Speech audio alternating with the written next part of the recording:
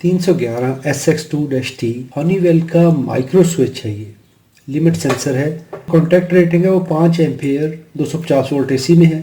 इसको टेस्ट करने के लिए मल्टीमीटर कंटिन्यूटी पे रखेंगे। एक टेस्ट लीड को एक पिन पे लगा देंगे। रेस्ट पोजीशन में ये पिन इसके साथ कंटिन्यूटी बना रही है। इसको प्रेस करेंगे तो ये यहाँ से ओपन हो जाएगा। अभी इस जगह पे कनेक्ट करेंगे। रेस्ट पोजीशन में ये पिन ऑफ है। जैसे ही प्रेस करेंगे तो ये पिन यहाँ पे मिल जाएगी। ये है इसका नॉर्मली क्लोज्ड पॉइंट और ये है नॉर्मली ओपन पॉइंट और इसको कहेंगे कॉमन।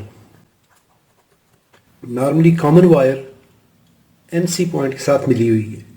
जैसे ही हम आर्म प्रेस करते हैं तो यहाँ से ओपन हो जाएगी और ये लीवर शिफ्ट हो जाएगा इधर, तो एनओ पॉइंट के साथ हमें कंटिन्यूटी मिलेगी। वीडियो देखने पे शुक्रिया।